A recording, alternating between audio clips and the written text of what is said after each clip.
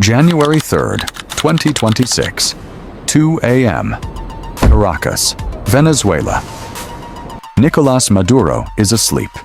His wife beside him. Security guards patrolling outside. Another night in the presidential compound. Then the sky explodes. F-22 Raptors streak overhead. Sonic booms shatter windows across the city. Bombs hit Venezuelan military bases, one after another.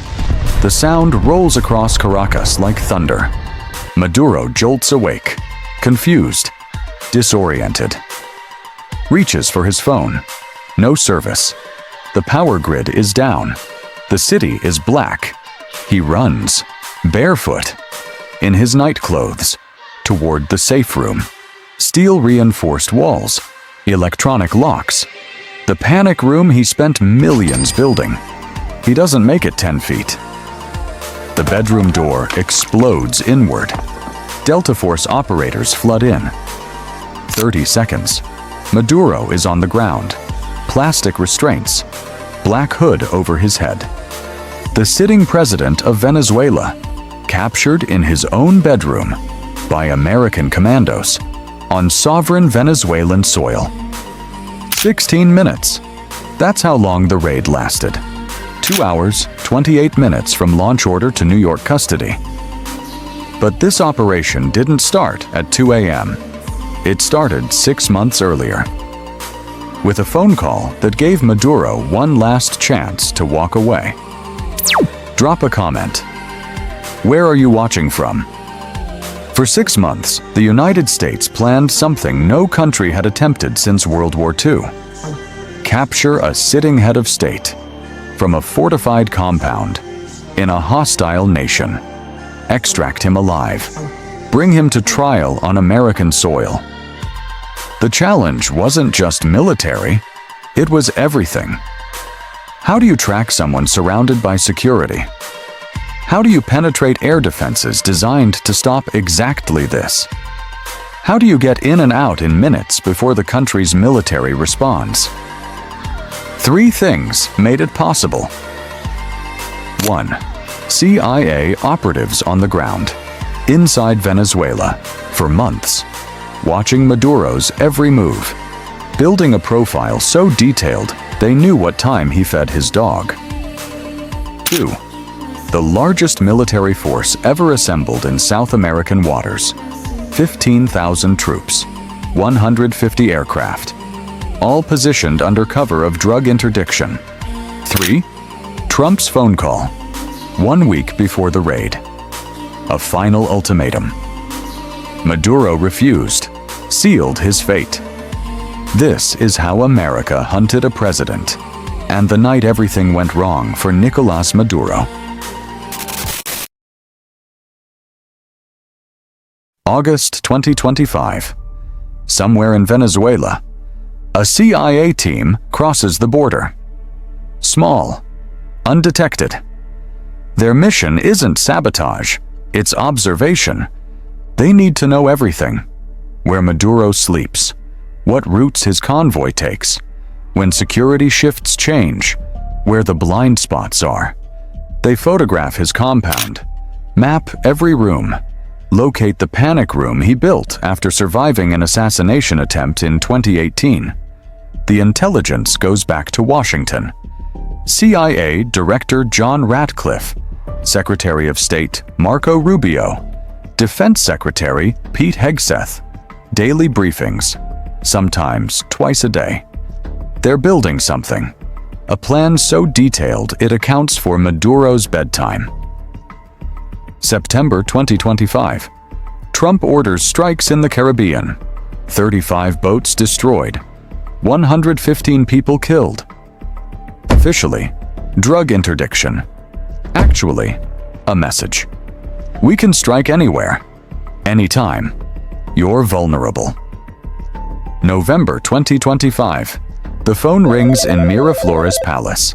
It's Trump, calling Maduro directly. The conversation is brief, blunt. You got to surrender. It would be in your best interest to step down and leave. Maduro almost accepts. His government proposes a deal, He leaves. His vice president stays. Venezuela welcomes U.S. investors. Trump rejects it. Too late for deals. December 2025. The U.S. Navy arrives. USS Gerald R. Ford, nuclear-powered supercarrier, 90 aircraft on deck, multiple destroyers, amphibious assault ships, 15,000 troops total. The cover story: largest drug interdiction operation in history. The real mission: something else entirely. Meanwhile, in North Carolina, Fort Liberty, Delta Force operators train on a structure that doesn't officially exist. It's a perfect replica. Maduro's compound, same dimensions, same steel-reinforced walls, same electronic locks on the panic room.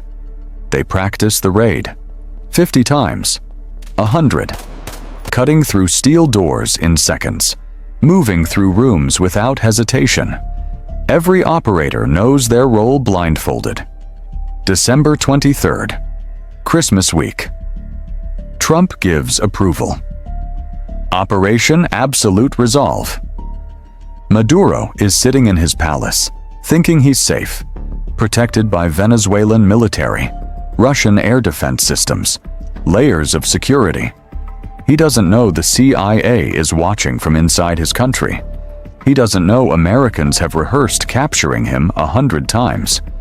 He doesn't know the largest military force in South American history is waiting offshore. But he's about to find out. Act 4. The Fall. January 2nd, 2026, 10:46 p.m. Mar-a-Lago, Florida. Trump sits in a draped-off room. Screens everywhere. Live feeds from aircraft, satellite imagery, social media monitors showing X-posts in real time. He gives the order. Launch. 150 aircraft launch from 20 different bases. Navy jets from carriers. Air Force bombers from continental U.S. Marine aircraft from amphibious ships. The coordination is surgical. Every plane knows its target, its timing, its role. 2 a.m. Caracas time. The first bombs hit. Venezuelan air defense installations across northern Venezuela, military bases, communication towers. The strikes are overwhelming. Venezuelan forces have Russian S-300 missile systems, sophisticated, deadly. They never get a chance to fire. 18G Growlers jam every radar in the country. F-22s eliminate threats before Venezuela even knows they're there. Then something else happens. Caracas goes dark. Total blackout. No power. No communications. Maduro's military can't coordinate, can't respond, can't even call for help. Inside Miraflores Palace, Maduro wakes to explosions. He's confused, terrified, runs for his phone, dead, runs for the safe room. Outside, Black Hawk helicopters thunder across the Caribbean. 161st Special Operations Aviation Regiment, the Night Stalkers, flying 50 feet above the water, invisible to radar. Inside, Delta Force, America's most elite soldiers, selected from Rangers, Special Forces, SEALs, then trained for years more. They've practiced this raid 100 times. The helicopters cross Venezuelan airspace. Tracer rounds light up the night. One helicopter takes hits, keeps flying. 2:27 a.m. The Black Hawks arrive at Miraflores. Operators fast rope down. 40 feet. They hit ground running. Stack on the door. Breaching charge ready. Boom. The steel door, the one Maduro spent millions reinforcing, explodes inward. Operators flood through, room by room. Faster than security can respond. They know the layout. Practiced it. Every corner, every hallway. Maduro is running, barefoot, in pajamas, 10 feet from the panic room. A Delta operator tackles him. Hard. Maduro hits the floor. Another operator secures his arms. Plastic restraints. Black hood. His wife, Cilia Flores, captured simultaneously. Different room. Same speed. No shots fired inside. Pure violence of action. 2:29 a.m. 2 minutes. That's how long they were inside. Package secure. The Blackhawks lift off. Maduro and Flores inside, still hooded, still in night clothes, heading back over water. Below them, Venezuelan military scrambling. Too late. Their air defenses are suppressed, their communications down, their president gone. The Blackhawks cross back into international waters. Venezuelan forces can do nothing. Watch the helicopters disappear into darkness. 3:29 a.m. Eastern Time. Maduro lands on USS Iwo Jima, amphibious assault ship, then transferred to Naval Station Guantanamo Bay. Then FBI aircraft to New York. From bedroom to Brooklyn Detention Center. 2 hours, 28 minutes. The raid itself? 16 minutes.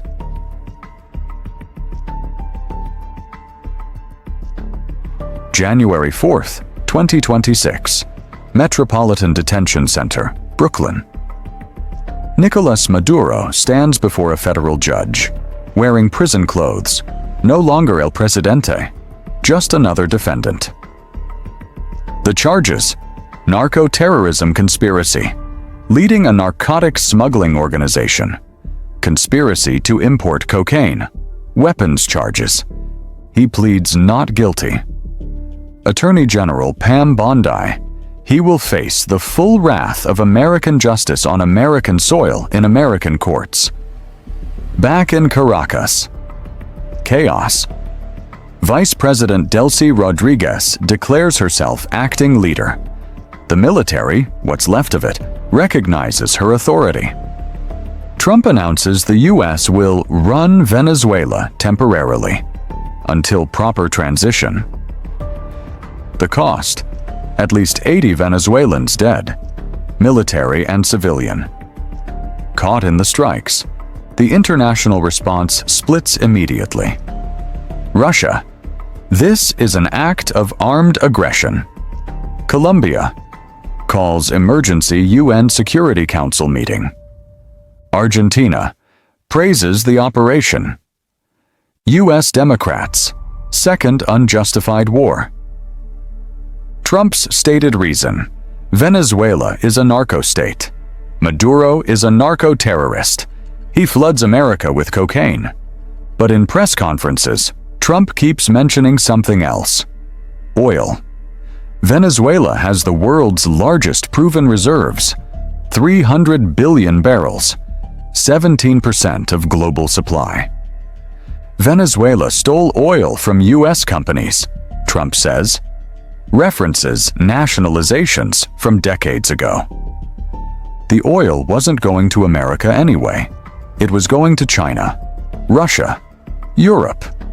Now it might go to American companies. Again. Today, Maduro sits in a Brooklyn cell. Former president, now federal prisoner, facing life in prison. The operation that captured him, the most audacious military action since the Bin Laden raid. First forcible capture of a foreign head of state by the U.S. in modern history.